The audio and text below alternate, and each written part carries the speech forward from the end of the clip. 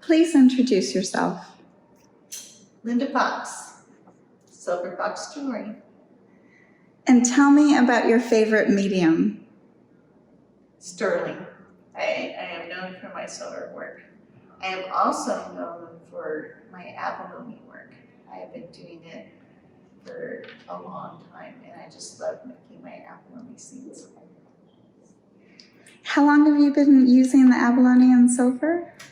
I used to be married to an abalone dyer in the 70s and the 80s, and so it was like the perfect combo. I was married to him, and I just got out of art school, and so I had all my supplies, and I had all the ambition, and I just hit the ground running. I just started doing all the trade shows, and I just loved it. But over the decades, I've gotten much better at it. I remember my dad putting one over my workbench just for humility's sake, and so that, you know, I can see the progress that I'm getting to now. So I love making it. Are there any specific techniques you'd like to share that you love doing that are unique to you and your work? Besides the abalone, which is really different, I don't hardly know anybody else that's done them. But I think my silver tooling I've done forever, and it's also a passion I have. I've done it for, I don't know, 40 years. Can you tell me, someone who doesn't know what that means, like what silver tooling is? Okay, I do it, this is the old-fashioned way. I start with a sheet of silver, and then I cut out the shape, and I do the tooling. A lot of them I made my own stamps. It's doing it by hand, and it's not cast. Like you don't make a mold and then you do one, you know, do the same one over and over. Each one is done one at a time. And how would you describe your art? I think that the silver work is classic. The first things I made, I now call my classic series.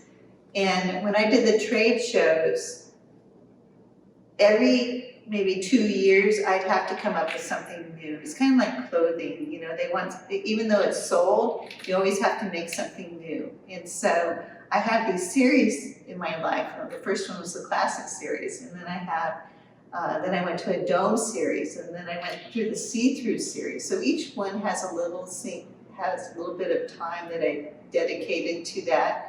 Because R&D takes a lot of time, research and development, and getting it off the ground, working out all the bugs. And anyway, once you get all those bugs worked out, it's fun to make them because people like them, and you're making money, and you know how to do it really well by then. Is your personality reflected in your jewelry? I would have to say so, because that's what mostly I do in my life, is make jewelry. Describe the best piece of jewelry you've ever made. Oh my goodness.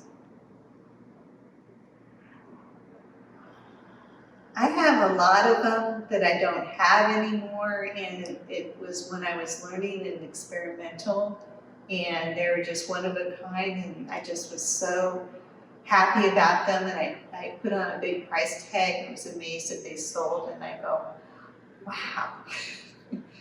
And then I have some, like my scenes, that are special only in a certain regard, that these are the best abalone I've ever seen, you know, this had the best color, or, you know, that kind of thing. But I like both the creative side and the color side.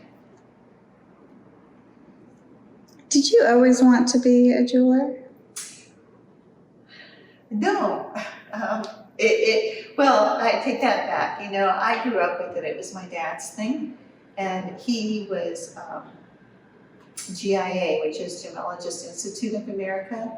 So when I was a little girl, we went on rock hunting trips, and we went all over the place collecting rocks and stones and camping and you know, even arrowheads and things like that. We went all over. It was very fun. We came home, and he had a lapidary set up in our garage. Anyway, I probably started cutting stones when I was maybe 10 to 12 years old. And anyway, I learned really early on. But everyone to back it up,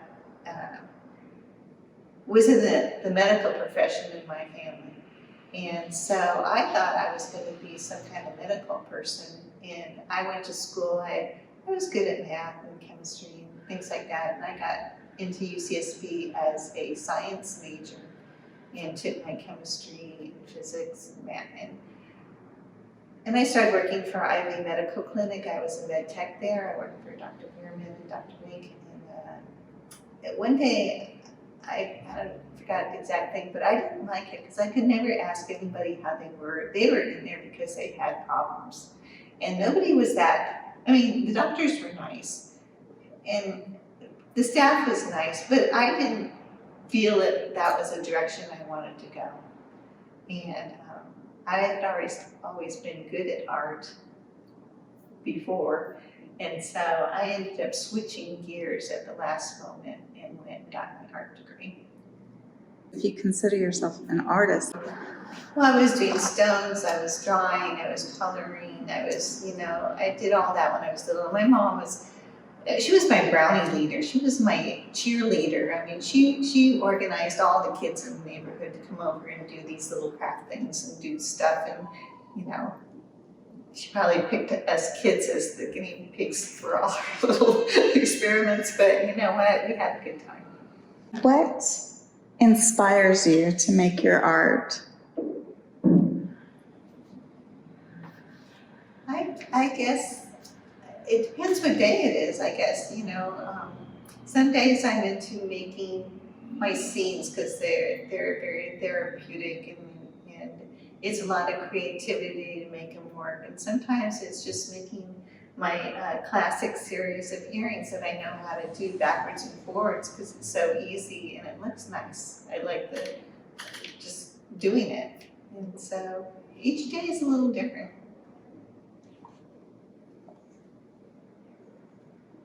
Is it hard to part with your artwork, with your jewelry when it sells? No, not anymore. When I was first starting the bigger pieces, I go, I should have kept that one, but I can remake it. If I made it once, 98% of the time, I can make it again. So how much time does it take to finish a piece? It takes more time than you think. Over the years, I've gotten very fast at it because I don't stumble through and I'm not like nitpicking. I mean, I want it perfect, but I've figured out the easiest way to make it as streamlined and as perfect as I want it to get, and it takes practice doing that. It's kind of, I also grew up playing the piano, and like when I hit a hammer and I'm trying to stay within those lines, there's a certain kind of rhythm that you need to learn in order to do that. And it's just like anything else, the longer you do it, the better you get. And I paint also on the side, and a lot of artists will tell you, painters, that it took them 20 years to get where they're at least, It doesn't just happen, but over the course of time, you get to that point. What gives you the most joy? I like seeing these pretty pieces come to life, taking almost nothing, a little chunk of wire or sheet or, finding this really pretty stone and actually putting it to use or, there's all kinds of things that make me happy about jewelry. It's probably true with anything. Styles come and go,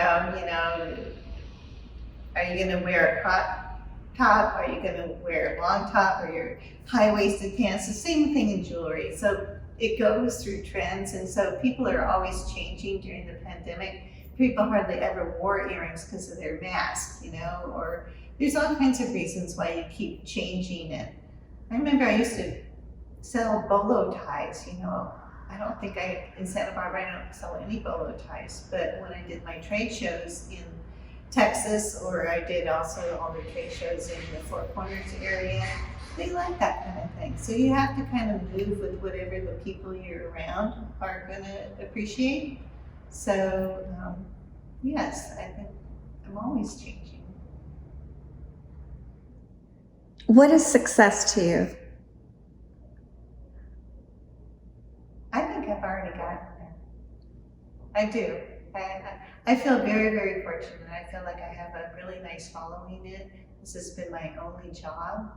I mean, yes, I've worked as a med tech, but that was just a kind of a school thing, trying to get through college. But once I got out of college, my art degree, I hit the ground running and really never looked back.